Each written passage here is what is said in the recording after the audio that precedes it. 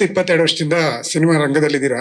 So ಇವಾಗ ನೀವು ಒಂದು ಮಾತು ಹೇಳಿದ್ರಿ, ನಾವು ಸಿನಿಮಾನ ರಿಲೀಸ್ ಮಾಡ್ಬೇಕಂದ್ರೆ ಒಂದು ಆನೆನೇ ಜೊತೆಲಿ ಕರ್ಕೊ ಬರ್ಬೇಕು ಅಂತ. ಅಂದ್ರೆ ಹೊಸ ಡಿಸ್ಟ್ರಿಬ್ಯೂಟರ್ಗೆ, ಹೊಸ ಪ್ರೊಡ್ಯೂಸರ್ಗಳಿಗೆ ಅವಕಾಶ ಕಡಿಮೆನಾ ಮಲ್ಟಿಪ್ಲೆಕ್ಸ್ ಗಳಲ್ಲಿ? ಹೀಗೆ ಕನ್ನಡ ಸಿನಿಮಾದ ಕರ್ನಾಟಕದಲ್ಲಿ ರಿಲೀಸ್ ಮಾಡ್ಬೇಕು ಅಂದ್ರೆ ಭಯ ಪಡ್ಬೇಕಾ, ಆನೆನೇ ಜೊತೆಲಿ ಕರ್ಕೊ ಬರ್ಬೇಕಾ? ಸರ್ ಆತರ ಇಲ್ಲ.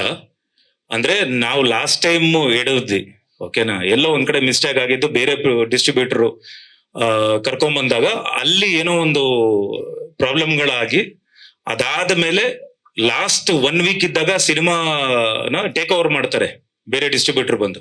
ಅಲ್ಲಿಗೆ ಆ 1 ವೀಕ್ ಇದ್ದಾಗ ಅವ್ರಿಗೆ ಟೈಮ್ ಸಾಲಲ್ಲ. ಆ ಟೈಮ್ ಸಾಕಾಗದೇ ಇರೋದ್ರಿಂದಾನೇ ಏನಾಗುತ್ತೆ, ಎಲ್ಲಿ ಏನ್ ಥಿಯೇಟರ್ ಸಿಗುತ್ತೆ, ಯಾವ ಥಿಯೇಟರ್ ಸಿಗುತ್ತೆ, ರಿಲೀಸ್ ಆಗ್ಲಿ, ಡೇಟ್ ಹಾಕ್ಬಿಟ್ಟಿದೀವಿ ಅಂತ ಹೇಳಿ ರಿಲೀಸ್ ಮಾಡ್ತಾರೆ.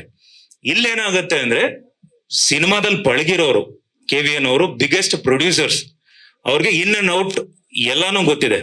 ಕೆಲವು ಟೈಮ್ ಅಲ್ಲಿ ಥಿಯೇಟರ್ ಓನರ್ಸ್ ಏನ್ ಮಾಡ್ತಾರೆ, ಆಮೇಲೆ ಥಿಯೇಟರ್ ನಿಮ್ಗೆ ಎಕ್ಸಿಬಿಟರ್ಸ್ ಏನಾಗುತ್ತೆ ಅಂದ್ರೆ, ನಿಮ್ಗೆ ಟೈಮಿಂಗು ಅದಾದ್ಮೇಲೆ ಹೋಲ್ಡ್ ಇರಲ್ಲ ಹೊಸ ಡಿಸ್ಟ್ರಿಬ್ಯೂಟರ್ಸ್ ಗಳಿಗೆ. ಅವ್ರು ಕೇಳಿದ ಟೈಮಿಂಗು, ಆಮೇಲೆ ಅವ್ರು ಕೊಟ್ಟಿದ್ದ ಟೈಮಿಂಗ್ ಇವ್ರು ತಗೋಬೇಕು. ಇಲ್ಲೇನಾಗುತ್ತೆ, KVN ಅವ್ರು ಮಾತಾಡಿದಾಗ ಅವ್ರ ಹೋಲ್ಡ್ ಇರುತ್ತೆ, ಅವ್ರ ಹೋಲ್ಡ್ ನಮಗೂ ಇರುತ್ತೆ, ನಮ್ಮ ಸಿನಿಮಾ ಮೇಲೆ ಇರುತ್ತೆ. ಹೊಸ ಡಿಸ್ಟ್ರಿಬ್ಯೂಟರ್ಸ್ಗೆ ಆ ಹೋಲ್ಡ್ ಇರಲ್ಲ ಅಂತ ನಾನು ಹೇಳ್ತಿದ್ದೀನಿ.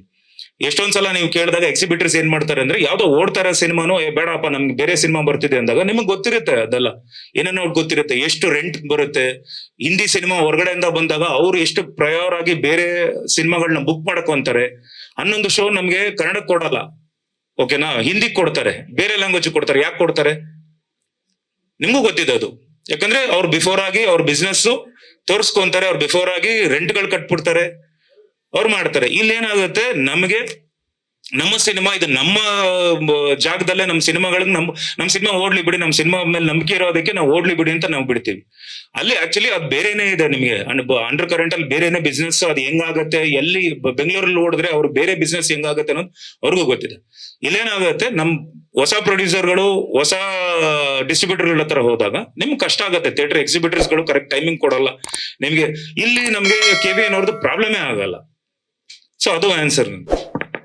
ಲೇಟೆಸ್ಟ್ ಹಾಗೂ ಇಂಟ್ರೆಸ್ಟಿಂಗ್ ಸುದ್ದಿಗಳಿಗಾಗಿ ಬಾಸ್ ಟಿವಿ ಕನ್ನಡ ಚಾನೆಲ್ನ ಸಬ್ಸ್ಕ್ರೈಬ್ ಮಾಡಿ. ಹಾಗೆಯೇ ಬೆಲ್ ಐಕಾನ್ ಪ್ರೆಸ್ ಮಾಡಿ. ಇದರ ಜೊತೆಗೆ ಫೇಸ್ಬುಕ್, ಇನ್ಸ್ಟಾಗ್ರಾಮ್, ಎಕ್ಸ್ ನಲ್ಲೂ ಮಿಸ್ ಮಾಡದೆ ಫಾಲೋ ಮಾಡಿ.